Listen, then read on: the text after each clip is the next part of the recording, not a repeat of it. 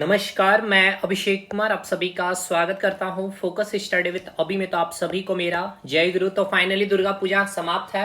अब हमारी क्लासेस फिर से स्टार्ट होती है। तो क्लास नंबर 4 देखिए, मैं आपको क्लियर कट बता दे रहा हूं। अगर आप जेएसएससी के किसी भी एग्जामिनेशन की तैयारी कर रहे हो या बिहार एसएससी, जो आपको यहाँ पे सारे एग्जामिनेशन लिखे हुए हैं और यहाँ पे आपके जो डाउट आते हैं, बिहार एसएससी के बहुत सारे स्टूडेंट ने फॉर्म फिलअप किए सीजीएल 4 का और 12th लेवल पे। तो भाई बिल्कुल कंप्लीट कराया जाएगा और बहुत अच्छे स्टैंडर्ड में जाकर के कंटेंट आपको दी जाएगी। आप एक बार जाके ये तीनों क्लास देख लीजिए, क्योंकि आज चौथा क्लास है।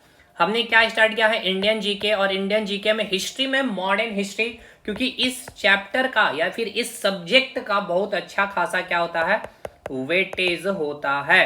क्लियर है भाई, बहुत अच्छे अच्छे सवाल भी पूछे जाते हैं। तो हम लोग मॉडर्न हिस्ट्री स्टार्ट किए हुए हैं।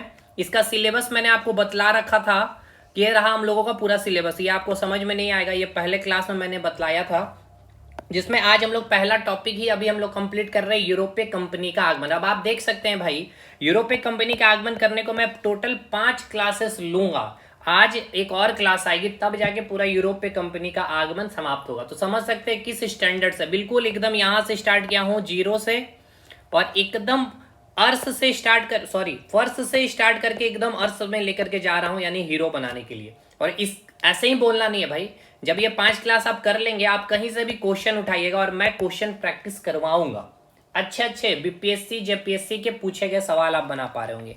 बाकी जो एडमिशन से रिलेटेड जो इशू पूछते हैं, तो हमारा एप्लीकेशन फोकस स्टडी विथ अभी है। आप जाकर के कमेंट सेक्शन में लिंक दिया हुआ, वहां से डाउनलोड कर सकते हैं। किसी भी बैच में अगर एनरोलमेंट लेना है, कोई सवाल है, कोई डाउट है, कोई इंक्वायरी है, तो डायरेक्ट आप हमसे पर्सनली भी कांटेक्ट कर सकते हैं इस नंबर पे।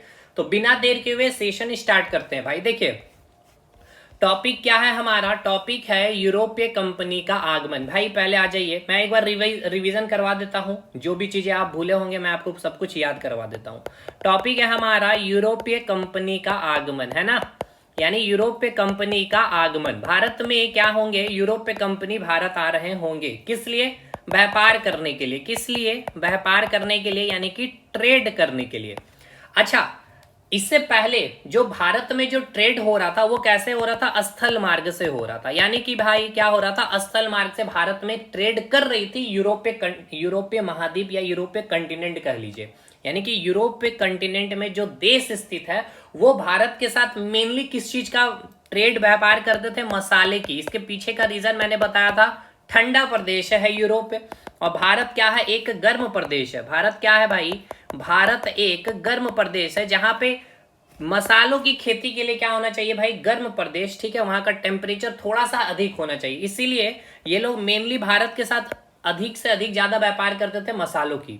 लेकिन मैंने आपको इस सारी बातें बताई थी, 1453 में कुस्तुनतुनिया का क्या हो गया था, पतन हो गया था। रोमन साम्राज्य का जो पूर्वी रोमन साम्राज्य, जिसकी राजधानी थी कुस्तुनतुनिया, किसने अपना अधिपत किसने अधिपत जमा लिया था, ऑटोमन तुर्क। ऑटोमन तुर्क कौन था भाई, मुस्लिम आक्रमणकारी थे। ठीक है, 622 ईसा पूर्व मुस्लिम धर्म की क्या हुई थी, स्थापना हुई थी। इससे पूर्व इस्लाम धर्म की कोई बात भी नहीं हुआ करती थी। जैसे कि मैंने आपको बताया, सारा मक्का से मदीना मोहम्मद साहब ने जो यात्रा की, और फाइनली मदीना में इस्लाम धर्म को क्या किया गया, स्वीकार किया गया, और फिर धीरे धीरे यही इस्लाम धर्म काफी मजबूत होते चला गया। और फाइनली 1453 में कुस्तुनतुनिया का पतन हुआ, यानी कि उस पर अधिकार जमा लिया। और जो स्थल मार्ग थी, इस स्थल मार्ग पे पूरा जो रेशम मार्ग कहा जा रहा था, उस पे किसका अधिकार हो गया था, ऑटोमन तुर्क का।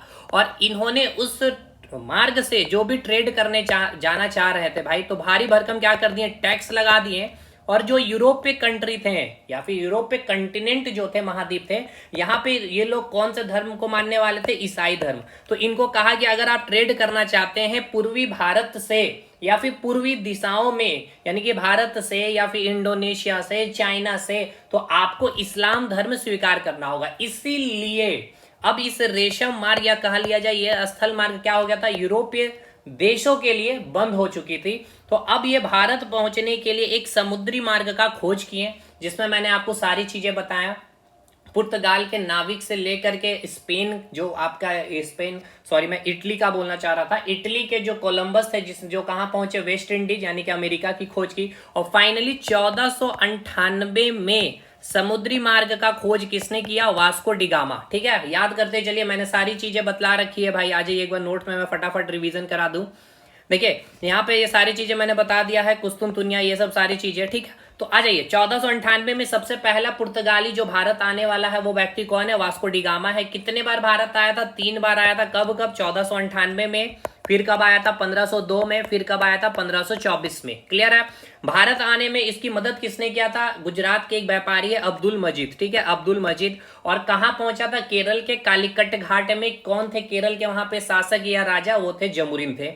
इनका स्वागत किया था और यहां से इन्होंने क्या किया था? मसाला, कौन सा मसाला? काली मिर्च लेके जाकर के यूरोप देश में 60% मुनाफा कमाया। मतलब ऐसे समझिए कि अगर इनकी खर्च 100 रुपए हुए तो वहां पे जाकर के 160 रुपए में सेल किया। और 60% का मुनाफा देखने के बाद कोई भी देश हो या कोई भी कंपनी हो, सिंपल सी बात है, उसकी रुझान और ज्यादा उधर बढ़ती जाएगी। इसीलिए वास्को डी गामा फिर से आते हैं 1502 में और 1503 में पहली व्यापारिक कोठी। तो चलिए पुर्तगालियों का पूरा मैं आपका रिवीजन करा देता हूं। व्यापारिक कोठी, सबसे पहले पुर्तगाली जो ने अपनी व्यापारिक कोठी बनाई कहां पे? केरल के कोचिन में 1503 में। ठीक है भाई, याद करते चलिए पहली कोठी। उसके बाद मैंने आपको बताया था कि दूसरे जो पुर्तगाली व्यक्ति कौन थे? कैब्राल थे, जो भारत आने वाले दूसरे पुर्तगाली व्यक्ति थे। अब फिर यहां पे देखा कि पुर्तगाली ईस्ट इंडिया कंपनी काफी अच्छा व्यापार कर रही है, अच्छा मुनाफा है, तो अब तीन मतलब क्या करने लगेंगे? धीरे धीरे पुर्तगाली ईस्ट इंडिया कंपनी को रेगुलेट करने के लिए गवर्नर की नियुक्ति किए जाएंगे। मेन 3 गवर्नर आपको पढ़ना है। एक है फ्रांसिस्को दी अल्मेडा, सेकंड है अल्बुकुर्क, तीसरा है नीनो डी कूना। ठीक है, फ्रांसिस्को दी अल्मेडा 1505 से लेकर 1509 इन्होंने क्या किया था? 1505 में एक किले का स्थापना किया। आपसे पूछेगा सेंट एंजेलो फोर्ट कहां स्थित है? तो मेरे भाई ये केरल में स्थित है। किसने स्थापना किया? फ्रांसिस्को दी अल्मेडा ने। कब किया? 1505 में। ये सारे सवाल है भाई। दूसरा इनका मेन काम और एक क्या था आपका? नीले जल की नीति इन्होंने अपनाई थी। नीले जल की नीति यानी कि ये जो आप देख रहे हैं अरब सागर, इस अरब सागर में एकाधिकार हो पुर्तगालियों का, यानी कि इस सागर के माध्यम से भारत में या फिर जो इंडोनेशिया वाला जो क्षेत्र आप देख रहे हैं वहां पे व्यापार करना है, या फिर किसी को आना भी है इस सागर में, या फिर भारत का भी कोई शासक, मुगल बादशाह अगर आना चाहता है या दिल्ली सल्तनत का कोई बादशाह आना चाहता है, तो उसको पहले पुर्तगालियों से परमिशन लेनी होगी। यानी इसी परमिशन को कहा जाता था काटेज पद्धति। तो पूछा जाता है नीले जल की नीति या काटेज पद्धति किसने स्टार्ट किया था? तो कौन से गवर्नर ने पुर्तगाली के? तो फ्रांसिस्को दी अल्मेडा ने स्टार्ट किया था। ये हो गया। फिर अपना दूसरा जो गवर्नर बन करके आ रहे हैं तो वो कौन थे? अल्बुकर्क। अल्बुकर्क ने क्या किया था? गोवा के जो बादशाह थे यूसुफ आदिल शाह को क्या किया? पराजित करके गोवा उनसे छीन लिया। ठीक है, यह सब याद आ रहा है कि नहीं? 1510 में गोवा छीन लिया। और वास्तविक संस्थापक कहा जाए तो किसको? अल्बुकर्क। फिर तीसरे गवर्नर बन के आए कौन? नीनो डी कूना। इन्होंने क्या किया? जो हेडक्वार्टर कोचीन में था उसको शिफ्ट कहां पे कर दिया? गोवा में, 1530 में। तो ये सब याद रखना है डेट जो मैं बता रहा हूं। देखिए लास्ट में मैं पूरा पॉइंट को जोड़ूंगा, एक शॉर्ट नोट्स में दिखाऊंगा कि एक A4 पेज में ही पूरा चीज आपका रिवीजन होना चाहिए। यूरोपीय कंपनी का आगमन, पांचों की पांचों कंपनियां। क्लियर? तो 1530 में शिफ्ट कर दिया था इन्होंने। उसके बाद मैंने आपको क्या बताया था? नीनो डी कूना के बारे में। नीनो डी कूना ने और अब अच्छा, और यहाँ पे मैंने बताया था इन्होंने तमिलनाडु वाला क्षेत्र में अपना व्यापारिक कोठी बना दिया था। उसके बाद इसने गुजरात के जो बीज बहादुर शाह है उससे उन्होंने क्या किया था? बेसिन दमन दीव वाला क्षेत्र पे अपना एक अधिकार कर लिया था। इसके बाद बंगाल में भी इन्होंने, जैसे कि बंगाल में कहा जाए तो हुगली, और बांग्लादेश में कहा तो चटगांव में भी अपना क्या किया था? बंदरगाह बना रखा था, अपना अधिकार क्षेत्र वहां पे स्थापित कर रखा था। कौन? पुर्तगाली। लेकिन धीरे धीरे मैंने आपको यहाँ पे ये बताया था जो डच आएंगे, डच क्या करेंगे भाई? इनसे कोचिन क्या कर लेंगे? छीन लेंगे। ठीक है, 1663 ईस्वी में। कब छीनेंगे? 1663 में। तो देखिए पुर्तगालियों से कोचिन इनके हाथ से चला गया। जो बेसिन है ये कौन ले लेंगे? मराठा ले लेंगे। हुगली और चटगांव, देखिए हुगली चटगांव के बारे में मैंने ये बताया था कि जो बंगाल की खाड़ी है यहाँ पे लूटपाट बहुत ज्यादा करते थे पुर्तगाली इसी दोनों बंदरगाह से। तो हुगली वाला जो बंदरगाह कौन छीन लेता है? जो मुगल बादशाह शाहजहां। और चटगांव कौन ले लेते हैं? तो औरंगजेब। क्लियर है भाई? तो हाथ से कोचिन चला जा चुका है। बम्बई तिलक में चला गया है। ठीक है ना? जो अंग्रेज के जो राजा हैं उनके साथ विवाह करते हैं पुर्तगाली की जो रानी होती है कैथरीन की, तो उस पूरा बम्बई उनको दे दिया हुआ होता है। सेंथोपा हाथ से लेके चले गया। बस इनके पास कौन कौन से देश क्षेत्र बचे हुए? गोवा, दमन और दीव। ठीक है, बस यही 3 क्षेत्र में अब सिमट के रह गए थे पुर्तगाली। और फाइनली 1961 में याद होना चाहिए गोवा दमन दीव को क्या किए थे, इंडिपेंडेंट किए थे पुर्तगालियों ने। तो यानी कि सबसे पहले आए और सबसे अंतिम में गए। अंग्रेज तो 1947 में ही चले जाएंगे। क्लियर हो गया ये बातें। अब आ जाइए यहाँ पे एक बार, यहां से सवाल आपका बनता है स्थापना और आगमन के क्रम में, है ना। ये रहा आगमन और ये रहा आपका स्थापना। तो ये दो सवाल पूछा जाता है। तो याद रखना है पहले कि जो स्थापना हुआ था कंपनी, यूरोपीय देश, यूरोपीय कॉन्टिनेंट में जो देश थे सबसे पहले स्थापना हुए थे, किसने की थी, पुर्तगालियों ने अपनी कंपनी स्थापना की थी, पुर्तगाली ईस्ट इंडिया कंपनी, जो भारत के साथ ट्रेड करेगा 1498 में। फिर अंग्रेज ने स्थापना किया 31 दिसंबर 1600 में ईस्ट इंडिया कंपनी, डच ने डच ईस्ट इंडिया कंपनी 1602 में, डेनिस ने डेनिस ईस्ट इंडिया कंपनी और फ्रांस ईस्ट इंडिया कंपनी 1664 में स्थापना हुई। लेकिन भारत आने का क्रम अगर आपसे पूछ लिया जाए तो सबसे पहले भारत कौन आया, पुर्तगाली आए 1498 में। देखिए इसके बाद कौन आता है, तो डच 1602 में ही आ जाते हैं। अंग्रेज 1600 में कंपनी बना चुका है, लेकिन भारत कब आता है, 1608 में। तो ये क्रम आपको याद रखना है, ठीक है मेरे भाई। इसके बाद आपका कौन आएगा, डेनिस आएगा, ठीक है, डेनिस आएगा, और उसके बाद फ्रांस। ये सारे क्रम आपको याद होंगे मेरे ख्याल से, मैंने रिवीजन भी करा दिया है। अब इसके बाद अगर आपसे पूछ लिया जाए, देखिए क्या पूछ लिया जाए, अब यहां पे याद रखना ये कब आए थे, 1498 में, और कब गए 1961 में। तो सबसे पहले आने वाले यूरोपीय कंपनी कौन थे, पुर्तगाल थे, और सबसे अंतिम में जाने वाले कौन थे, वो पुर्तगाली थे, ठीक है। तो ये हो गया आपका पूरा रिवीजन। उनका जो देन था तंबाकू मेनली आपको याद रखना है, और प्रिंटिंग प्रेस की स्थापना करने वाले कौन है, तो पुर्तगाली ही थे, ठीक है। तो एक बार मैं इसको यहां से ये सारी चीजें हटा देता हूं, ताकि ये क्लियर कट फाइनल हम लोगों का रिवीजन के लिए, रिवीजन के दिन जो है ये मैप ही बहुत काम आने वाला होगा, ठीक है ना। देखिए जब आप शॉर्ट नोट्स बना रहे होंगे ना, तो इसी तरह से आपको रिवीजन करना होगा, क्योंकि आप बस पढ़ के छोड़ देते हैं। याद करना किसका काम है भाई, तो वो मैं आपका करवा रहा हूं। इसके बाद कौन आएगा, डच ईस्ट इंडिया कंपनी। तो डचों के बारे में मैंने बताया था कि डच की सरकार ने संसद में एक प्रस्ताव पारित किया कि एक कंपनी का गठन किया जाएगा, डच ईस्ट इंडिया कंपनी, जो भारत के साथ व्यापार करेगा 21 वर्षों तक। और इसके लिए क्या किया गया कि एक फंड इकट्ठा करने के लिए अपने सारे लोगों से कहा कि आप लोग पैसा जमा करिए इस कंपनी के लिए, और उसका एज अ शेयर, आप जितना पैसा लगाएंगे उतना शेयर आपका हो जाएगा। जितना प्रॉफिट कंपनी कमाएगी भारत से, उतना, जितना आपने 100 रुपए लगाए तो उसके अकॉर्डिंग आपको उतना प्रॉफिट होगा। अगर आपने 1 करोड़ लगाए तो उसके अकॉर्डिंग आपको उतना मुनाफा होगा। तो पहली बार डच के द्वारा संगठित तौर से जो स्टॉक एक्सचेंज की स्थापना नीदरलैंड में 1602 में किया गया। इसके बाद मैंने आपको बताया था कि इनकी पहली व्यापारिक कोठी कहां पे स्थापना हुई, 1605 में। 1605 में कहां पे, मसूलीपट्टनम में। क्लियर है भाई। फिर पुलिकट में स्थापना किया, निजामपट्टनम में इनका प्रधान केंद्र या कह लिया जाए इनका मुख्यालय था। अगर पूछा जाएगा डचों की मुख्यालय कहां पे थी। और दूसरी सबसे इंपॉर्टेंट बात, जो डच भारत आए थे, तो भारत आने से पहले ये कहां चले गए थे, सुमात्रा द्वीप यानी इंडोनेशिया। भारत में ही आने के क्रम में ये पहुंच गए थे सुमात्रा द्वीप। तो इसीलिए सुमात्रा द्वीप जो यहाँ पे आप देख रहे हैं, इसी कारण इनका जो मेन फोकस भारत में क्या रहा, क्योंकि इंडोनेशिया सुमात्रा द्वीप से तो इन्होंने मसाले का ट्रेड करना शुरुआत कर लिया था, इसलिए इन्होंने भारत पे सबसे अधिक ध्यान किसमें दिया, मसाले पे नहीं, वस्त्रों पे, ठीक है। तो अगर आपसे पूछ लिया जाए सूती वस्त्रों या वस्त्रों पे सबसे अधिक, या फिर डचों ने किस पे अधिक जोर दिया था, तो भाई वस्त्रों पे। और इनका जो मेन बंदरगाह या फैक्ट्री किस घाट में ज्यादा देखने को मिला, तो पूर्वी घाट में। ऐसा नहीं कि पश्चिमी घाट में नहीं था, बिल्कुल था। जैसे कि आपको पता है कि कोचीन के बारे में मैंने बताया था कि डच ने पुर्तगालियों से छीन लिया था। सूरत में 1610 में इन्होंने अपनी स्थापना कर ली थी। पटना जो यूनिवर्सिटी आज जो आप देख रहे हैं, उसका ऑलमोस्ट पार्ट जो है वो इनका ही बनाया गया है, डचों का ही बनाया हुआ। आज उसको रेनोवेट करके बहुत सारी चीजों को बदलाव किया गया। तो लेकिन वो जो कॉलेज आप देख रहे हैं जो स्थित है, वो डचों का एक व्यापारिक कोठी हुआ करता था 1632 में। बंगाल में पिपली और कासिम बाजार में भी इन्होंने अपनी व्यापारिक कोठी की स्थापना कर रखे थे। कौन, तो डच।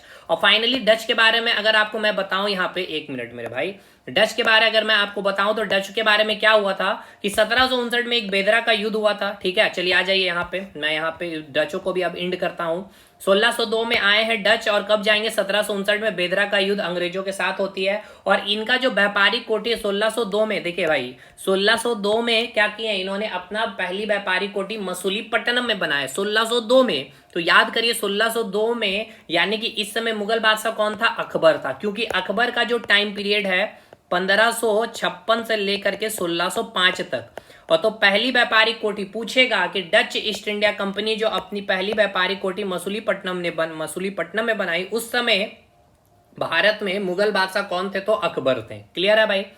अब इसी के बाद कौन आएंगे, ईस्ट इंडिया कंपनी। कौन आएंगे भाई, ईस्ट इंडिया कंपनी 1608 में। तो अब ईस्ट इंडिया कंपनी कहने का मतलब है अंग्रेज यानी कि इंग्लैंड यानी कि ब्रिटेन के बारे पढ़ना। तो देखिए ब्रिटेन के बारे तो पूरा विस्तार ही हम लोग देखने वाले हैं हिस्ट्री में, इसलिए इसको अभी छोड़ करके हम लोग देखेंगे डेनिस को, ठीक है।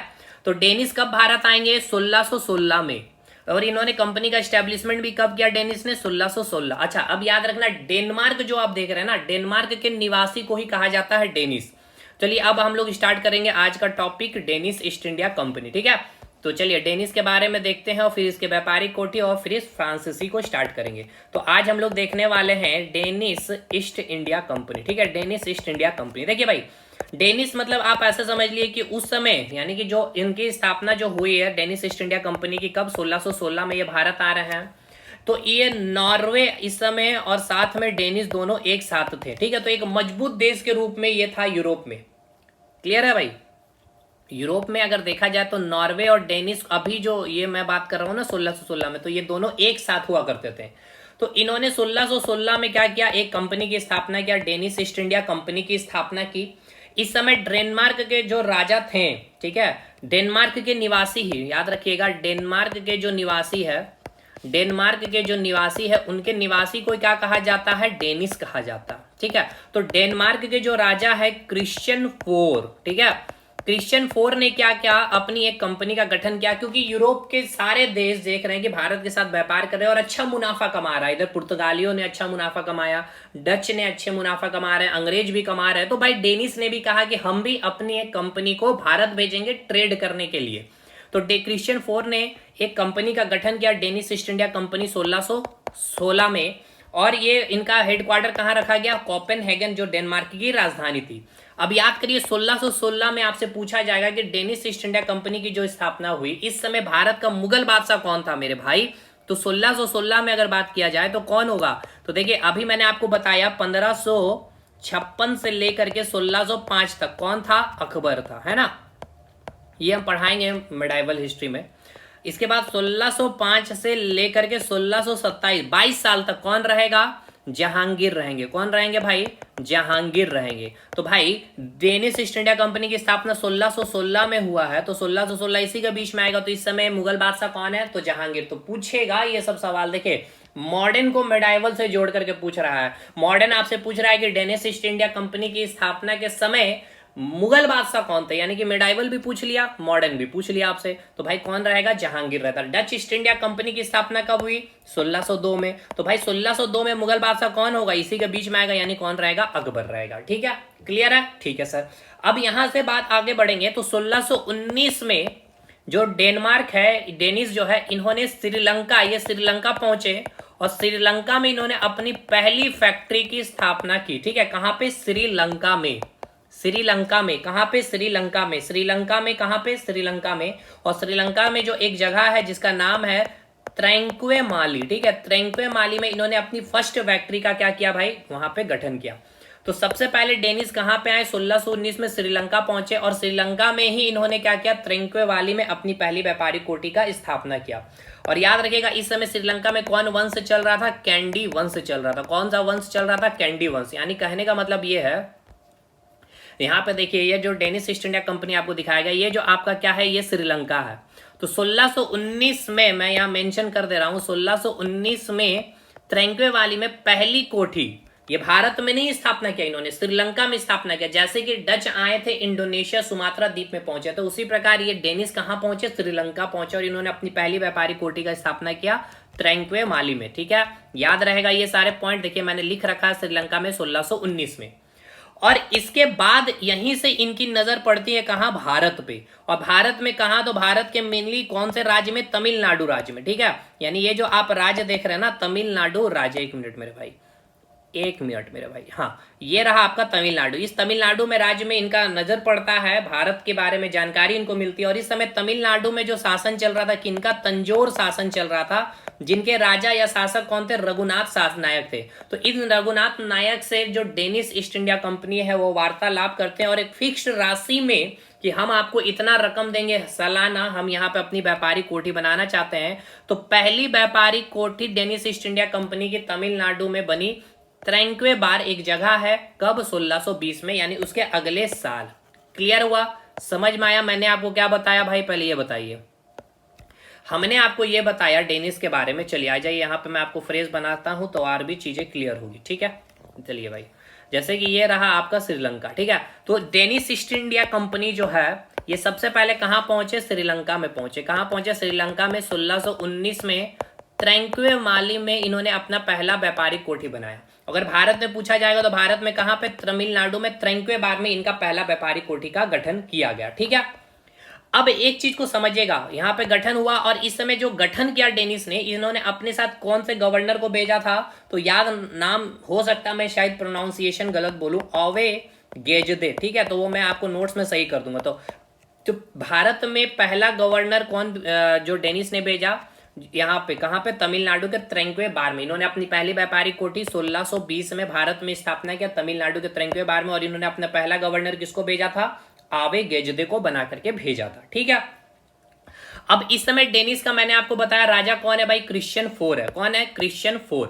अब यहां पे एक चीज आपको समझना है कि जो डेनिस है ना, डेनिस एक चीज, इनका एक नेगेटिव पर्सपेक्टिव बना हुआ था लोगों के नजर में। ये क्या करते थे? ये पायरेटेड चीज बेचती थी, ठीक है। पायरेटेड मतलब कि कॉपी की हुई सारी चीजों को बेचते थे। इसलिए इनका जो व्यापार चला या ट्रेड जो चला भारत में काफी घाटे में चला, ठीक है। बहुत ज्यादा मुनाफा नहीं कमा पाई ये कंपनी और फाइनली क्रिश्चियन IV की मृत्यु 1648 में हो जाती है। अब समझिएगा ये घटना को, 1648 में क्रिश्चियन IV की मृत्यु होती है। इनके मृत्यु के बाद जो डेनिस का जो ट्रेड चल रहा था भारत के साथ, ठीक है, भारत के साथ ये क्या हो जाता है? बंद हो जाता है। 1648 से लेकर के 1669 तक कोई भी व्यापार भारत के साथ नहीं हो रहा था। कोई भी समुद्री जहाज भारत नहीं आया था। कहां से? डेनिस से, ठीक है।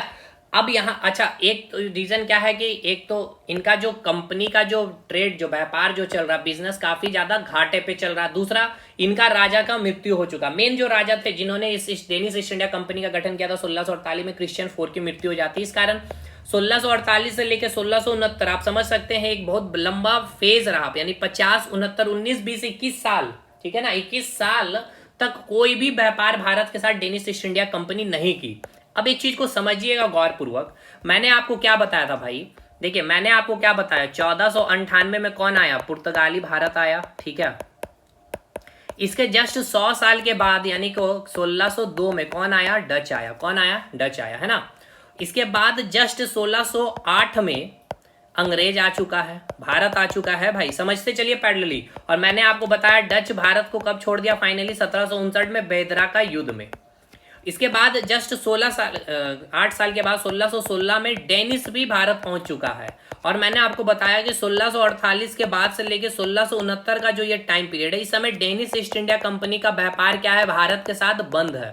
लेकिन इस समय क्या अंग्रेज क्या व्यापार नहीं कर रहा? बिल्कुल कर रहा। इस समय अंग्रेज बहुत स्थिति अच्छी बना रखी थी भारत में, बहुत अधिक फैक्ट्रिया का स्थापना कर रखा था, बहुत सारे बंदरगाह, बहुत सारे क्षेत्र अपने अधीन में कर चुके थे, ठीक है, क्लियर है। तो आप समझिएगा इसके बाद 1669 के बाद का जो घटना है, डेनिस कंपनी, देखिए डेनिस का जो अगला राजा जो बनते हैं फेडरिक IV जो है अगला राजा बनते हैं। और ये फिर से पुनः भारत के साथ क्या करता है? भारत के साथ व्यापार करना स्टार्ट करता है। और 1617 में ये दूसरी व्यापारिक कोठी भारत में स्थापना करता है। कहां? केरल के त्रावणकोर में, ठीक है, त्रावणकोर में। मैं यहाँ पे मैप में दिखा देता हूं, यह रहा आपका मैप, देखिएगा। अगर आप देखना चाहें यहाँ पे डेनिस का, तो यहाँ पे केरल में दूसरा, ये 1617 के आसपास में जो दूसरे नए जब डेनिस के राजा बनने हैं, कौन? फेडरिक, उन्होंने 1670 में त्रावणकोर को, ठीक है, दूसरा अपना व्यापारिक कोठी की स्थापना किया। फिर यहाँ पे 1755 के आसपास, ठीक है, मान के चलिए 1755 के आसपास इन्होंने बंगाल में श्री रामपुर में या सेरामपुर भी बोल सकते हैं, ठीक है, इस क्षेत्र में भी अपनी व्यापारिक कोठी बनाया। 1755 नहीं 1756 में अंडमान निकोबार को अपने क्षेत्र में ले लिया। तो कौन? डेनिस ने, देखिए। और इसका नाम चेंज करके क्या रख दिया? फेडरिक द्वीप। क्या नाम रख दिया गया? फेडरिक द्वीप। ये नाम क्यों रखा गया फेडरिक? समझ में आ रहा है? क्योंकि इस समय जो राजा कौन बना था? Frederick IV। इसी के नाम पर इस द्वीप का नाम रख दिया गया था फेडरिक IV। तो ये सब पूछेगा आपसे एग्जाम में। आपसे एग्जाम में क्या क्या पूछेगा मैं रिवीजन करवाता हूँ। देखिए, पहली व्यापारिक कोठी डेनिस का कौन सा रहा, तो सबसे पहले तो श्रीलंका में आकर त्रेंक्वे वाली में अपना पहली व्यापारिक कोठी बनाया था। लेकिन पहला जो कोठी इनका भारत में रहा वो त्रेंक्वे बार तमिलनाडु में रहा, ठीक है। और यहीं पे इन्होंने एक अपना फोर्ट का भी यानी कि किला का निर्माण किया था, डेंसबर्ग फोर्ट। तो देखिए, दो किला अभी तक मैंने बता रखा भाई।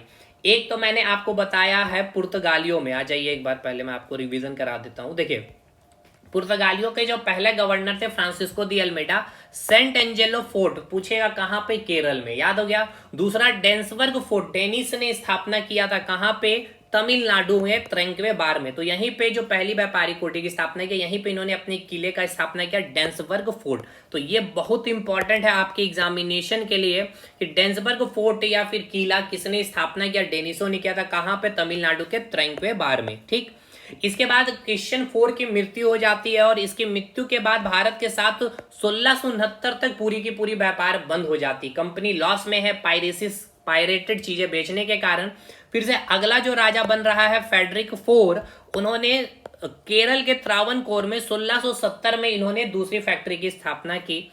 उसी के क्रम में श्रीरामपुर में वेस्ट बंगाल में जो स्थित है वहां पे इन्होंने अपना क्षेत्र स्थापना किया, बंदरगाह का स्थापना किया। और अंडमान निकोबार में भी अपना क्षेत्र का विस्तार किया, अपने अधीन में इन सारे क्षेत्रों को लिया 1756 में। और इस द्वीप का नाम चेंज करके क्या कर दिया गया, फेडरिक द्वीप, ठीक है।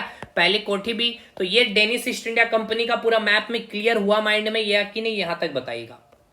लेकिन अगला इंसिडेंट आप सुनिएगा, डेनिसों का कैसे पतन होगा भारत में, इसको अब मैं आपको समझाना चाहता हूं। ये तो आप देख लीजिए भारत में किस प्रकार से व्यापारिक कोठी का इन्होंने स्थापना कर लिया। लेकिन यूरोप की एक घटना घटती है, यूरोप, क्योंकि जो डेनिस है कौन सा द्वीप का ये देश है भाई, यूरोप का ही है। तो 1801 में नेपोलियन जो बोनापार्ट है, ठीक है ना, नेपोलियन बोनापार्ट ने क्या किया था, आक्रमण कर दिया था पूरे यूरोप में। और इसके आक्रमण 1801 से लेकर 13 साल तक कंटिन्यू रहते हैं, 1814 तक। और पूरे यूरोप की जो स्थिति है ना, यूरोप की स्थिति बहुत ही खराब हो चुकी होती है। इतना अधिक लूटपाट आक्रमण इस तरह से नेपोलियन बोनापार्ट करते हैं, जिस कारण जो नॉर्वे का बारे में मैंने आपको बताया और जो डेनिस दोनों एक साथ है, अब ये दोनों क्या हो जाते हैं, अलग हो जाते हैं। और इनके अलग होने के बाद जो डेनिस जो देश है यानी कि डेनमार्क जो है वो काफी कमजोर हो जाता है, इनकी स्थिति काफी खराब हो जाती है। और एक तो इनकी देखिए क्या है भाई, एक तो यूरोप में आक्रमण हो चुका है नेपोलियन बोनापार्ट का, जिसके आक्रमण के कारण नॉर्वे और जो डेनिस दोनों अलग हो चुके हैं। तो डेनिस फिर से कमजोर पड़ चुका है, इनका व्यापार में भारत के साथ काफी ज्यादा लॉस में चल रहा है। इसलिए 1818 में डेनमार्क क्या करेंगे, या डेनिस क्या करते हैं, अपनी एक पादरी को भारत भेजते हैं, ठीक है, ईसाई धर्म के प्रचार प्रसार के लिए। किनको भेजते हैं, जिनका नाम है विलियम कैरी, ठीक है। और इस विलियम कैरी ने बंगाल में श्रीरामपुर जो इनकी व्यापारिक कोठी थी, जो इनका क्षेत्र था, वहीं पे एक कॉलेज और यूनिवर्सिटी की स्थापना करती है, श्रीरामपुर यूनिवर्सिटी। देखिए, इस यूनिवर्सिटी में आप पढ़ तो रहे हैं, लेकिन इसका डिग्री कहां से आ रहा है, डेनमार्क से आ रहा। मतलब पहली ऐसी यूनिवर्सिटी है जो विदेश से आपको डिग्री मिल रही थी। तो ये आज भी ये यूनिवर्सिटी बहुत फेमस यूनिवर्सिटी है बंगाल का। तो ये भी आपसे पूछा जाएगा कि डेनिस ने जो अपने पादरी को भेजा तो किसने, विलियम कैरी को भेजा, तो ईसाई धर्म के प्रचार, या फिर श्रीरामपुर यूनिवर्सिटी कहाँ है, किसने स्थापना किया था, या याद हो गया, क्लियर है, ठीक है। लेकिन आप समझिए डेनिस की स्थिति क्या है, काफी कमजोर है भाई, कमजोर देश बन चुका है, स्थिति काफी खराब हो चुकी है, भारत के साथ व्यापार लॉस पे चल रहा है, आपने देखा कि पायरेटेड सामान बेच रहे हैं। अब इसके बाद डेनिस का अगला राजा जो बनता है वो है क्रिश्चियन 9, ठीक है। अब ये देख रहा है कि भाई डेनमार्क देश की स्थिति काफी खराब है, हम व्यापार में ट्रेड में लॉस चल रहे हैं, इससे अच्छा है। और इस समय जो इंग्लैंड है यानी अंग्रेज की जो कंपनी है ईस्ट इंडिया कंपनी, पूरे भारत में बहुत मजबूत स्थिति बना रखे हैं। और ये देख भी रहा है कि 1759 में बेदरा का युद्ध इसने देख रखा है, डच की किस तरह से इनकी हार हुई है, ठीक है, सारी चीजें छीन ली गई अंग्रेजों की तरफ, अंग्रेजों के द्वारा से। इसलिए डेनिसो ने क्या किया, इंग्लैंड से लड़ने के बजाय इन्होंने कहा कि जो भी हमारा फैक्ट्री भारत में है वो सारा हम आपको दे देते, उसके बदले जो भी राशि आप हमें दे दीजिए। देखिए, बिना लड़े ही डेनिस अपना सारा चीज सौंप देगा भारत का, वो किसके ऊपर, इंग्लैंड को। तो देखते चलिएगा, डेट याद रख सकते तो रखिए, 1839 में जो श्रीरामपुर बंगाल का जो फैक्ट्री है वो दे देता है अंग्रेज को। उसके बाद 1845 में जो तमिलनाडु में पहली व्यापारिक कोठी बनाया था त्रेंक्वे बार, वो भी दे देता है। अंडमान निकोबार आपका 1869 में ये भी दे देता है अंग्रेजों को। तो इस प्रकार से डेनिस अब यहाँ से भारत में जो इसका साम्राज्य था वो अपना समाप्त करके चला जाता है। कब? तो 1869 में। तो देखिए एक ये ऐसी कंपनी या एक ऐसा देश जो बिना लड़े अंग्रेजों से क्या करता है भाई, संधि करता है और अपना सारा साम्राज्य अंग्रेजों को दे करके वापस निकल चलता है। इसके पीछे का रीजन भी बताया कि कमजोर देश हो चुका था, स्थिति काफी खराब, व्यापार भी इनका लॉस में चल रहा था। तो अब आइए यहाँ पे एक बार मैं आपको यहाँ पे रिवीजन भी करा दूं। देखिए डेनिश ईस्ट इंडिया कंपनी हो गया है 1616 में आया और 1869 में फाइनली अंडमान निकोबार देके ये निकल गया। अब देखिए ये जब आया था यार डेनिश ईस्ट इंडिया कंपनी की स्थापना, इस समय मुगल बादशाह कौन है ये मैंने बता दिया, जहांगीर है। अब आइए पहले डेनिश को मैं पूरा नोट्स में आपको रिवाइज करा देता हूं, फिर हम लोग चलेंगे फ्रांसीसी ईस्ट इंडिया। आज फ्रांसीसी ईस्ट इंडिया कंपनी देख लेंगे इसके बाद कर्नाटक युद्ध को कल हम लोग देखेंगे और ईस्ट इंडिया कंपनी स्टार्ट करेंगे। देखिए डेनमार्क के बारे में हम लोग जो चीजें पढ़े हैं एक बार फटाफट रिवीजन करते चलते हैं भाई। देखिए डेनमार्क का जो राजा था उस वक्त कौन थे? क्रिश्चियन फोर्थ थे। इन्होंने 1616 में क्या किया था? डेनिश ईस्ट इंडिया कंपनी की स्थापना की। इस समय मुगल बादशाह कौन होगा? 1616 में याद करिए 1605 से लेकर 1627 22 साल तक कौन था? जहांगीर था। तो इस समय कौन है मुगल बादशाह? जहांगीर था। इसने हेडक्वार्टर कहाँ? कोपेनहेगन जो डेनमार्क की राजधानी को बनाया था। 1619 में इसने अपनी पहली व्यापारिक कोठी श्रीलंका में त्रेंक्वे वैली में मैंने बता रखा है। इस समय श्रीलंका में कौन सा वंश था? कैंडी वंश था। क्लियर है भाई।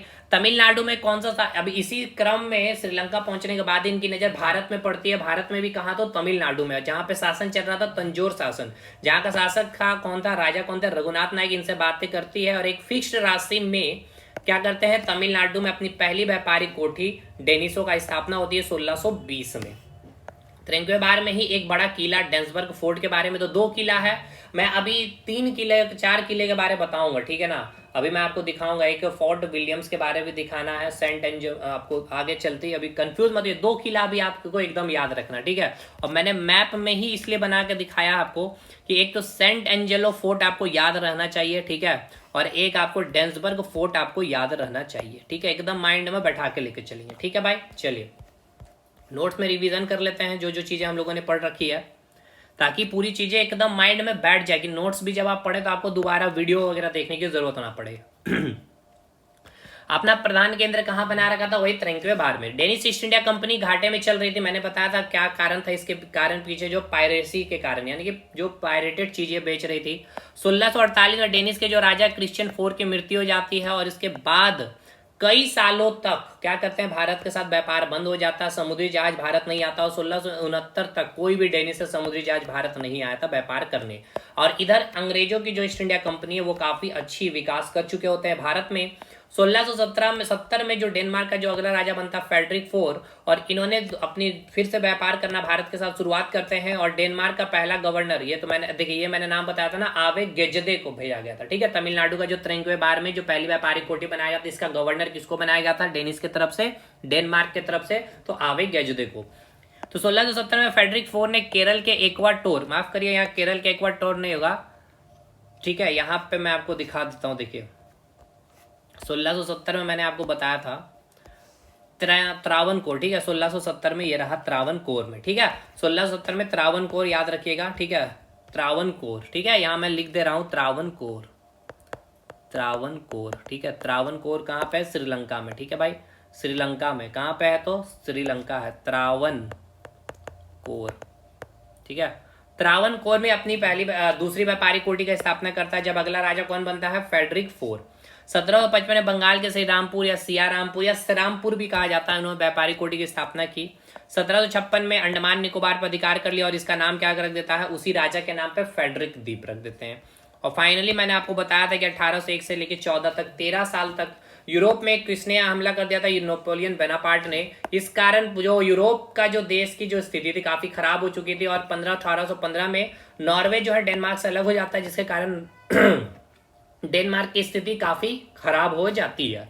और 1818 में एक फेमस पादरी जो होते हैं विलियम कैरी को भारत में भेजा जाता है ईसाई धर्म के प्रचार प्रसार करने के लिए, और इन्होंने बंगाल में श्रीरामपुर कॉलेज यूनिवर्सिटी की स्थापना करते हैं। ईसाई धर्म की शिक्षा दी जाती थी इस कॉलेज यूनिवर्सिटी में, और एकमात्र ऐसा कॉलेज यूनिवर्सिटी था जहां पे डिग्री कहां से आ रहा होता? डेनमार्क से, यानी कि विदेश से। और ये यूनिवर्सिटी आज भी बहुत फेमस है बंगाल में। डेनमार्क का अगला राजा क्रिश्चियन 9 बनता है और ये देख रहा था कि डेनमार्क देश की स्थिति भी खराब है, व्यापार भी भारत के साथ जो डच ईस्ट इंडिया कंपनी कर रही है वो भी लॉस में चल रही है, इसलिए वो अंग्रेजों के साथ क्या करती है, संधि करती है और अपना सारा व्यापारिक कोठी अंग्रेजों को दे देते हैं। तो जिसमें कि आपको मैंने बताया 1839 में अंग्रेजों ने श्री रामपुर बेच दिया था, उसी प्रकार 1845 रैंकवे बार अंग्रेजों को बेच दिया, 1869 में अंडमान निकोबार बेच करके 1869 में डेनिस का साम्राज्य समाप्त होता है, यानी कि 1616 से लेकर के 1869 में इनका साम्राज्य समाप्त होता है। ठीक है, तो डेनिस ईस्ट इंडिया कंपनी की स्थापना समय मुगल बादशाह कौन था, जहांगीर, ये मैंने लिख रखा है और ये मैप में मैंने दिखा रखा है इनकी सारी व्यापारिक कोठी। क्लियर है भाई, तो ये Danish East India Company complete हो गया। तो चलिए आ जाइए यहाँ पे एक बार, अब अगला नंबर किसका आएगा हमें ये बताइए। देखिए आपने देख लिया है पुर्तगालियों को, ठीक है, ये देख लिया है, ये आपने डच को भी देख लिया, डेनिस को भी देख लिया। ठीक है, बेदरा का युद्ध में ये चला गया भाई, डच पुर्तगाली 1961 में चला गया, इसकी सारी कोठियां छीन ली गई है, डेनिस भी निकल गया है। अब 1869 में अंडमान निकोबार देखा। अब अगला जो है नंबर है फ्रांस का, और इधर कौन व्यापार कर रहा भारत के साथ, ईस्ट इंडिया कंपनी। अब समझिए मेरे दोस्त, फ्रांस जो, देखिए फ्रांस जो देश है ना, यूरोप का बहुत महत्वपूर्ण देश है, समझा जाए कि यूरोप का एक बहुत मजबूत देश है। ठीक है, यूरोप का एक बहुत मजबूत देश था, और इसने, देखिए यूरोप जो फ्रांस का जो राजा था उस समय कौन था, फ्रांस का जो राजा था वो लुई 14वां था। ठीक है, लुई 14 था, और ये एक तरह समझिए यहाँ राजतंत्र था भाई, इनका जो आदेश हो गया सो आदेश हो गया। और इनके ही मंत्रिमंडल में एक मंत्री हुआ करते थे जिनका नाम था कैलबट, कॉलबट भी बोल सकते हैं, कॉलबट, और इनकी बातें ये बहुत मानते थे, तो इन्होंने ही सलाह दिया था। ठीक है, इन्होंने ही सलाह दिया था कि भाई साहब, लुई 14 को कहा कि साहब चलिए हम लोग भी भारत के साथ ट्रेड करते हैं, और इनके ही सलाह पे 1664 में फ्रांसीसियों ने फ्रांसीसी ईस्ट इंडिया कंपनी का गठन किया। तो 1664 में, इट मींस क्या, इस समय मुगल बादशाह कौन होगा, तो याद करिए मैंने बताया 1556 से लेके 1605 तक कौन है भाई, अकबर है। ठीक है सर, 1605 से लेकर के 22 साल तक यानी कि 1627 तक कौन है, तो जहांगीर है। ठीक है सर, 1627 से लेकर 1658 तक, ठीक है, कौन रहेगा, शाहजहां रहेगा। कौन रहेगा, शाहजहां रहेगा। अब ये कब स्थापना किया, 1664 है, यहाँ पे नहीं है। अब इसके बाद 1658 से लेकर के 1707 तक जो मुगल टाइम पीरियड चलता है, ये कौन रहेगा यहाँ पे, अकबर हो गया, जहांगीर हो गया, शाहजहां हो गया, औरंगजेब। ठीक है, तो औरंगजेब के शासन काल में फ्रांसीसी ईस्ट इंडिया कंपनी की स्थापना हुई थी। इस समय मुगल बादशाह कौन था, तो औरंगजेब था। ये याद रखना है, ये आपसे एग्जाम में पूछेगा। ठीक है, तो ये पूछेगा ये सारे सवाल भाई। अब जैसे डच की स्थापना हुई, चाहे डेनिस की स्थापना हुई, सब मुगल बादशाह कौन था, जहांगीर था। लेकिन अगर आपसे पूछ लिया जाए, ठीक है, क्या कि जो फ्रांसीसी ईस्ट इंडिया कंपनी की स्थापना 1664 में, उसे मुगल बादशाह कौन थे, तो भाई औरंगजेब थे। क्लियर है, तो अब देखिए फ्रांसीसियों, अब यहाँ पे फ्रांसीसी कब आ रहे हैं, अब समझिए 1664 में आ रहा है। ठीक है, भारत कब आया है, ये 1664 में। अब यहाँ पे समझिए जो डच है ये क्या है, 1759 में बेदरा के युद्ध से इनकी स्थिति खत्म है। डेनिस भी 1869 में निकल जा रहा बेच बाज करके अंग्रेज को। पुर्तगाली 1961, यानी कि अभी मेन जो लीडर भारत में जो व्यापार कर रहा है, एक मजबूत स्थिति बनाए रखा हुआ है, ये कौन है भारत में, तो अंग्रेज है। ठीक है, यानी अब जो फ्रांसीसी है या फ्रांसीसी के सामने कौन है खड़ा, तो अंग्रेज है। डच, डेनिस, पुर्तगाल नहीं है। तो भाई टक्कर भी किसके बीच में होगा, तो अंग्रेजों के बीच में ही होगा, फ्रांसीसी। और फ्रांस बहुत अच्छे तरीके से टक्कर देगा अंग्रेजों को, याद रखिएगा, मैं आपको दिखाऊंगा। इससे पहले आप एक मैप को पहले समझिए। ठीक है, इस मैप को देखिए, ये उस समय की बात है जब हम फ्रांसीसी ईस्ट इंडिया कंपनी की बात कर रहे हैं 1664 में। ठीक है, इस मैप को ध्यान से देखिए, तो ये जो मैप आपको दिख रहा है, ये येलो से जो दिखाया जा रहा है, इस क्षेत्र को बोला जाएगा पूरा कर्नाटक, यानी कि मद्रास वाला क्षेत्र। ठीक है, हालांकि कर्नाटक यहाँ नहीं है, अगर आप देखेंगे ओरिजिनली आज के देश में, तो ये हो गया केरल, ये हो गया कर्नाटक। लेकिन उस समय ये राज्य जो पुनर्गठन जो हुआ ना, पुनर्गठन से पूर्व का मैप मैं आपको दिखा रहा हूं। ठीक है, राज्य के पुनर्गठन का पूर्व का ये मैप मैं आपको समझाना चाह रहा हूं, क्योंकि इसके ही आपको सवाल बनेगा। ठीक है, तो ये क्लियर हो गया। ये आपका क्या होगा, ये हो गया कर्नाटक, ये हो गया मैसूर साम्राज्य, हैदर अली का जो यहाँ पे संस्थापक जो थे मैसूर साम्राज्य के, ये हो गया हैदराबाद का ये पूरा निजाम, और इधर मराठा साम्राज्य का विस्तार था। क्योंकि यही आप देखेंगे कि अंग्रेज कैसे मराठा से पूरा ये क्षेत्र जीतेगा, हैदराबाद वाला ये क्षेत्र जीतेगा। कर्नाटक युद्ध आप देखेंगे, मैसूर युद्ध देखेंगे, तो ये मैप में याद रखिए कि मैसूर का बात होगा, तो ये है आपका पूरा मैसूर। ठीक है, समझ में आया। उसी प्रकार ये कर्नाटक का बात होगा तो ये हो गया आपका कर्नाटक, यानी ये येलो वाला जो क्षेत्र आप देख रहे होंगे ये हो गया आपका कर्नाटक, कंफ्यूजन नहीं होना चाहिए। और ये जो देख रहे हैं ये हो गया आपका हैदराबाद का निजाम, ठीक है। और ये पूरा हो गया मराठा साम्राज्य। और दूसरा अब ये देखिए, ये जो तट होता है इस तट को हम लोग बोलते हैं कोंकण तट, जो आज आप देख रहे हैं ना, ये मैप में मैं आपको दिखा दे रहा हूँ ओरिजिनल मैप में। ये जो आप देखेंगे ये गोवा वाला जो क्षेत्र है ना, यहाँ से लेकर के ये जो होता है कोंकण तट इसको बोलते हैं। तो जो आज का जो मैप में देखेंगे तो वो जो पूरा, एक मिनट भाई, ये जो पूरा कर्नाटक है वो कोंकण तट में है आज, लेकिन उस समय कहाँ है कर्नाटक, तो देखिए इस समय कर्नाटक कहाँ पे है, तो अगर आप देखेंगे कौन से तट में, तो कोरोमंडल तट में, ठीक है। और ये मैसूर किधर है, तो मालाबार तट में, ठीक है। क्लियर है, कंफ्यूजन नहीं होना चाहिए। ये हो गया आपका कोंकण तट, ठीक है भाई। ये मैप आपको याद रखना है क्योंकि फ्रांसीसी ईस्ट इंडिया कंपनी 1664 में जब आई तो यही मैप था उस समय भारत का। राज्य की पुनर्गठन जब हुई तब आप देखते हैं कि कर्नाटक जो आज आप यहाँ देख रहे हैं उसको आप यहाँ पे देख रहे होते हैं, ठीक है। ये पुनर्गठन के बाद की कहानी है, तो ये कहानी अभी आपको याद रखना है ये मैप को, ठीक। तो अब यहाँ पे आइए, देखिए ये फ्रांसीसी ईस्ट इंडिया कंपनी का जो कोठी का यहाँ पे इन्होंने जो स्थापना किया, तो देखिए सबसे पहले जो फ्रांसीसी अपना जो पहली व्यापारी कोठी का जो स्थापना किया उन्होंने कहाँ पे स्थापना किया, तो सबसे पहले जो इनकी व्यापारी कोठी की स्थापना हुई थी 1664 में, ये भारत आए 1668 में, ठीक है, सूरत में। 1668 में इन्होंने क्या किया, सूरत में अपनी पहली व्यापारी कोठी की स्थापना की, ठीक है। उसी प्रकार इन्होंने तमिलनाडु में कराईकल में अपनी व्यापारी कोठी की स्थापना की, पौंडीचेरी में इन्होंने अपनी स्थापना की। उसके बाद आंध्र प्रदेश वाला जो आज इलाका देख रहे हैं मसूलीपट्टनम, आज आंध्र प्रदेश को आप यनम जो स्थित आज आंध्र प्रदेश में, लेकिन उस समय कहाँ थी भाई, हैदराबाद, याद रखिएगा। ये सब कौन सा क्षेत्र है, कर्नाटक, मैसूर, मद्रास, ठीक है, ये हो गया आपका मैसूर। लेकिन आज कहाँ है ये माहे, तो याद रखिएगा केरल में भाई, ठीक है, केरल में है ये। और इसी वक्त इंपॉर्टेंट याद रखना है कि बंगाल में भी इन्होंने अपना एक अधिकार क्षेत्र या फिर अपनी व्यापारी कोठी बना रखा था, अपनी बस्ती बना रखा था चंद्रनगर में, ठीक है। और जस्ट इसी के बगल में अंग्रेजों की भी एक किला हुआ करती थी, फोर्ट विलियम्स किला अंग्रेजों की, जस्ट बंगाल में ही इसी के बगल में, ठीक है। कहाँ पे ये, बंगाल में, वेस्ट बंगाल में। तो फोर्ट विलियम किला याद हो गया, कहाँ पे अंग्रेजों का किला है। डेंसबर्ग फोर्ट कहाँ पे है, तो तमिलनाडु त्रैंक्वेबार में, ठीक है।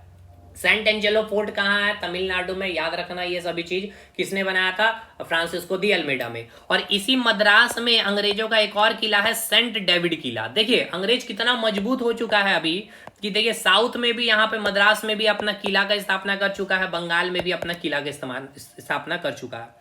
अब फ्रांसीसियों ने अपना पहला गवर्नर किसको बना करके भारत भेजा था, डुप्ले को, ठीक है।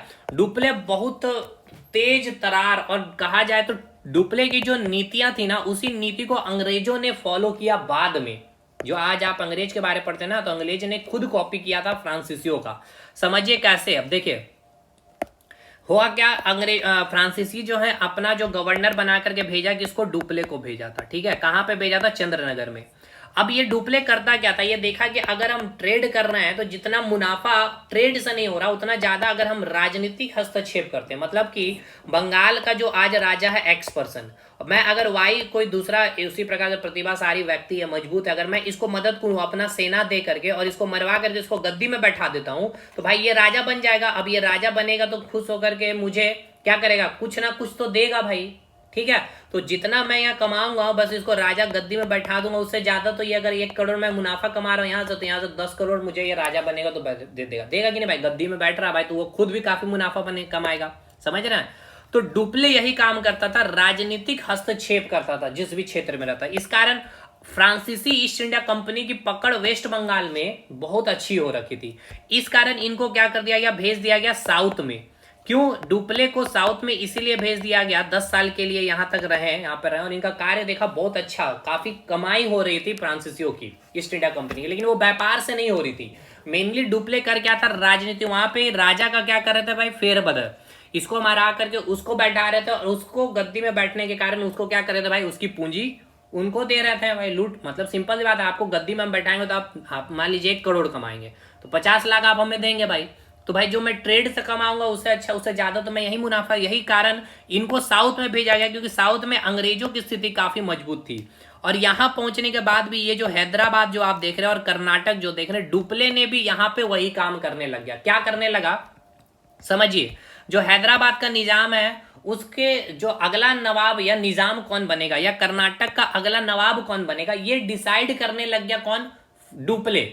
अब यहाँ पे अंग्रेजों की स्थिति काफी अच्छी है, मजबूत है। यही कारण अंग्रेज और फ्रांस के बीच में, क्योंकि अंग्रेज चाह रहा था क्या कि मुझे राजा बनाया जाए, ठीक है, और फ्रांस चाह रहा था कि इस वाई पर्सन को राजा बनाया जाए, क्योंकि इससे इसकी अच्छी दोस्ती है, तो भाई यहाँ पे ये पूरा क्षेत्र यहाँ से टैक्स वसूली अच्छे से करेगा। इस कारण अंग्रेज और फ्रांस के बीच में क्या होगा, एक युद्ध होगा। इस युद्ध को, और मेनली ये युद्ध किसके लिए होता है, कर्नाटक के राजा का चयन करने के लिए। अंग्रेज चाह रहा है हम इसको राजा बनाएं और फ्रांस चाह रहा है कि हम इसको राजा बनाएं। इस कारण इनके बीच में क्या होगा, एक युद्ध होगा जिसको हम कहेंगे कर्नाटक युद्ध। 3 कर्नाटक युद्ध होंगे भाई, याद रखिएगा, ठीक है। उसको अब लोग नेक्स्ट क्लास में पढ़ेंगे। पहले समझिए, आज पृष्ठभूमि बना लीजिए। जो फ्रांसीसी ईस्ट इंडिया कंपनी कर्नाटक का जो युद्ध आप पढ़ते हो वो किस कारण, ये आपको समझ में आया कि मेन जो फ्रांसीसी ईस्ट इंडिया कंपनी आई थी भारत में ट्रेड करने के लिए, पहली व्यापारी कोठी सूरत में तो स्थापना की, लेकिन जो अगला जो गवर्नर भारत में भेजा गया फ्रांसीसियों ने बना करके डुप्ले, इनकी जो नीति थी वो क्या करते थे, स्थानीय जो राजा थे उसके जीवन में हस्तक्षेप करना, कि अगला उस क्षेत्र का राजा कौन बनेगा वो डिसीजन लेने में या फिर उसमें काफी ज्यादा हस्तक्षेप करना, ये राजनीति करना। देखिए बाद में अंग्रेज भी तो यही करने लग गए ना। जिस प्रकार से आपने देखा कि हैदराबाद को क्षेत्र को अपने ले लेंगे, कानपुर वाला क्षेत्र आप देखते हैं, वो क्या करते हैं वहां के सारे राजाओं को, कि अभी का जो राजा है अगर टैक्स वगैरह नहीं दे रहा अंग्रेज को, तो भाई अगला राजा को हम बैठाएंगे, हम बोल रहे हैं कि आपको हम गद्दी में बैठाएंगे, ठीक है, ये एक्स राजा है और ये वाई को हम गद्दी में बैठाएंगे, तो बोलेंगे आपसे हम टैक्स वसूली करेंगे 50% आपको टैक्स दें, बोलेगा ठीक है आप हमको गद्दी में बैठा दीजिए, तो इसके लिए आप इसके ऊपर आक्रमण करिए, हम आपको सेना देंगे। बस समझ में आ गया, यही खेला कौन किया, डुप्ले किया।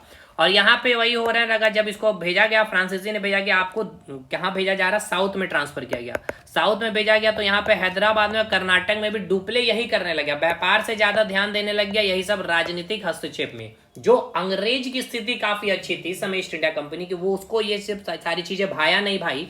अब इसी कारण फ्रांस और अंग्रेजों के बीच में एक युद्ध होगा जिसको हम कहेंगे कर्नाटक युद्ध, ठीक है।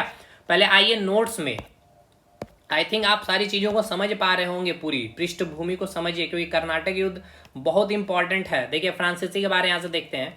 1664 में फ्रांस ईस्ट इंडिया कंपनी का गठन हुआ। इस समय फ्रांस के राजा कौन है, लुई 14, इनके सलाहकार कौन थे, कॉलबर्ट थे। इस समय मुगल बादशाह औरंगजेब है, ये सब मैंने बता दिया। फ्रांस ने अपनी व्यापारिक कोठी 1668 में सूरत में बनाई है। फ्रांसीसी ने अपनी एक बस्ती वेस्ट बंगाल में चंद्रनगर बसाई थी। जस्ट इसके बगल में क्या अंग्रेजों की एक बस्ती है, एक किला है, फोर्ट विलियम्स किला है।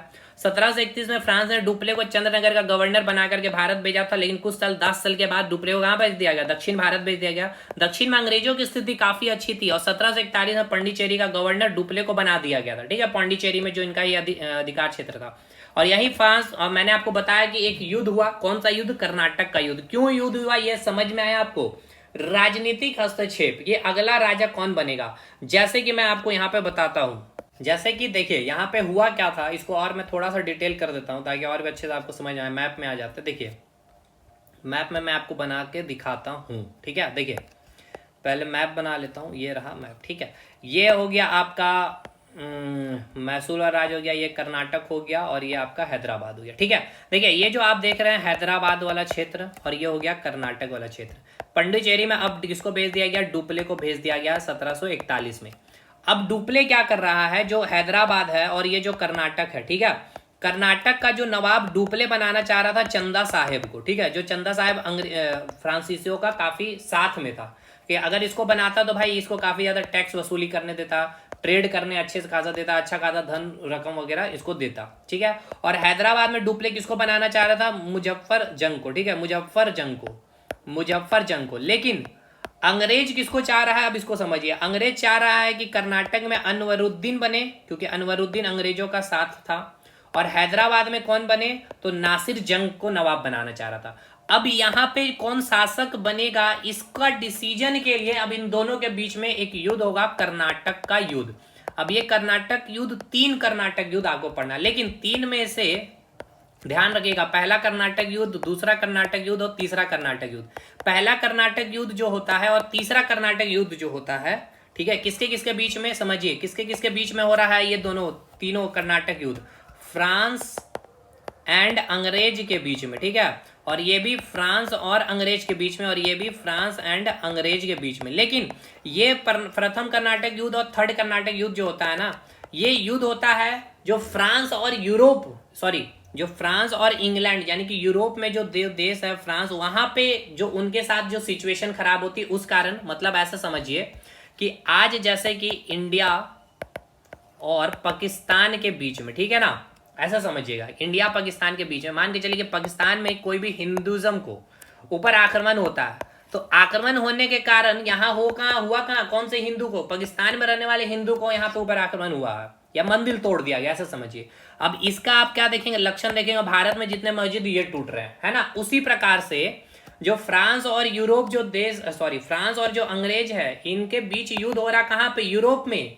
लेकिन उसके कारण ये लोग जो भारत में है, फ्रांस और यूरोप के लोग, ये लोग आपस में लड़ गए पहला कर्नाटक युद्ध में। उसी प्रकार फ्रांस और यूरोप के 7 वर्षों तक युद्ध चल रहा था कि कनाडा का अगला उत्तराधिकारी कौन बनेगा, ठीक है। कनाडा पे अधिकार किसने कर रखा था, अंग्रेज कर रखा था, और फ्रांस चाह रहा था कि हम इस पर अधिकार, इसके लिए 7 वर्षों तक यहाँ पे युद्ध चला। इस कारण ये लोग यहाँ भारत में भिड़ गए।